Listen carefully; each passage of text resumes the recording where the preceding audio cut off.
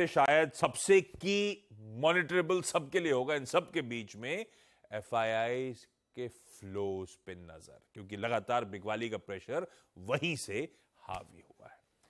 खैर, आज के लिए गांधीनगर से जो संकेत आ रहे हैं, मंडे की शुरुआत तो भाई हरे निशान में होगी, लेकिन फ्लैट होनी है। करीब 15 पॉइंट ऊपर खुलने के इंडिकेशंस गिफ्ट निफ्टी की तरफ से गांधीनगर से आते हुए। एशिया रख दीजिएगा क्विकली स्क्रीन पर, और उसके बाद दिखाइए फ्राइडे का यूएस मार्केट। मिले जुले क्यूज, मिला जुला रिएक्शन है, पर कुछ सारे एशियन मार्केट्स थोड़े से अब हरे की तरफ बढ़ते चले जा रहे हैं। देखते हैं कैसा मूड रहता है।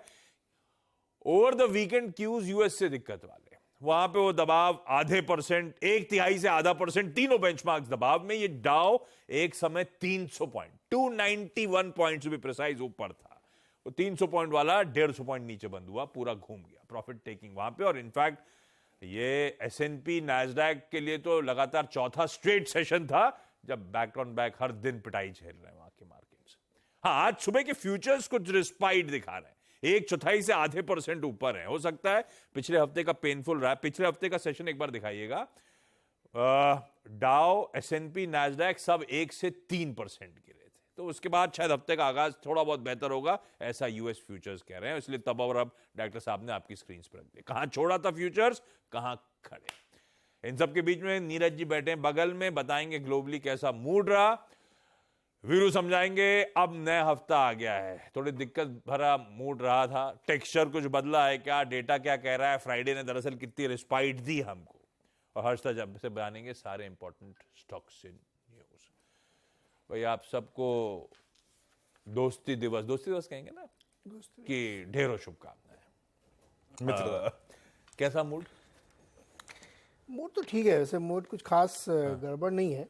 हालांकि फ्राइडे को यूएस में हाफ डे के बाद गिरावट आई थी, और वो इसलिए आई थी कि जो जॉब डेटा का नंबर आया था, वो जो अनुमान था हम लोगों ने बात की थी कि 2 लाख, उससे कम आया, तो वो तो अच्छी खबर थी कि उतना नहीं आया। लेकिन वेज ग्रोथ एक्सपेक्टेशन से ज़्यादा थी। तो चूंकि फेड जो है 2 चीज़ें देखता है, पीसी और वेज ग्रोथ। पीसी अलग से आता है और वेज ग्रोथ इसमें अभी इन्फ्लेशन आएगा, हाँ, तो उसके अंदर वो पीसी देखेगा, और जॉब रिपोर्ट में वेज ग्रोथ देखते हैं। तो वेज ग्रोथ थोड़ा सा बढ़ गया है, हालांकि बहुत हाई फ्रिक्वेंसी हर महीने चेंज हो रहा है, हाँ, लेकिन मार्केट ने उसको थोड़ा सीरियसली ले लिया। एक कारण ये था, और दूसरा रिजल्ट सीजन ऑलमोस्ट अब खत्म हो रहा है, क्योंकि वो आफ्टर आवर्स में आ चुके थे सब अमेजोन वगैरह, उसका रिएक्शन था उस दिन, तो मार्केट में उतनी ज़्यादा मोमेंटम दिखी। तो अब मैं ये कहूँगा कि एक ठंडा सेशन था, कुछ स्टॉक्स पे या कुछ खबरों पे मार्केट ने थोड़ा बहुत रिएक्ट किया है, इसलिए आज फ्यूचर आपको ऊपर देखने को मिल रहा है। यहाँ पे कंसर्न सिर्फ एक होना चाहिए, कच्चे तेल में।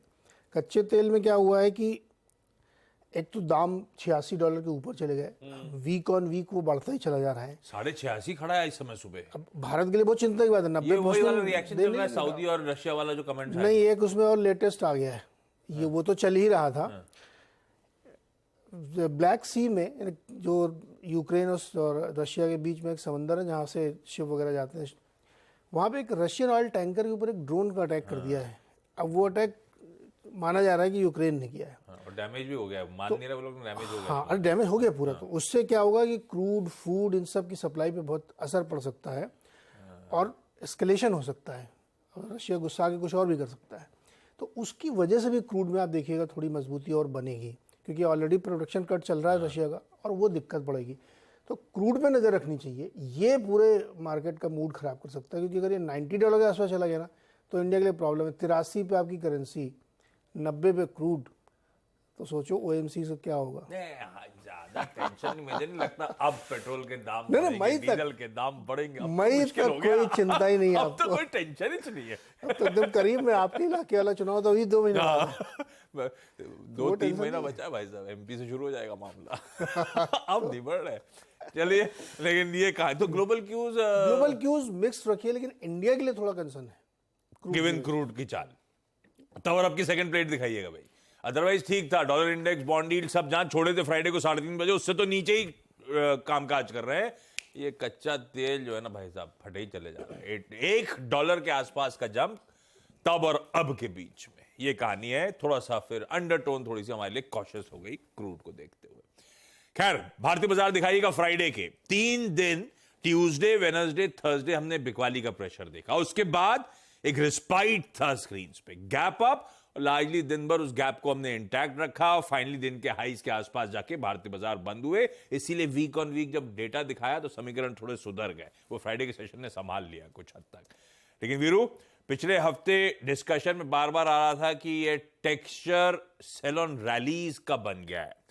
अब ये फ्राइडे का जो रिस्पाइट प्ले आउट हुआ है, इसको कैसे रीड करूं?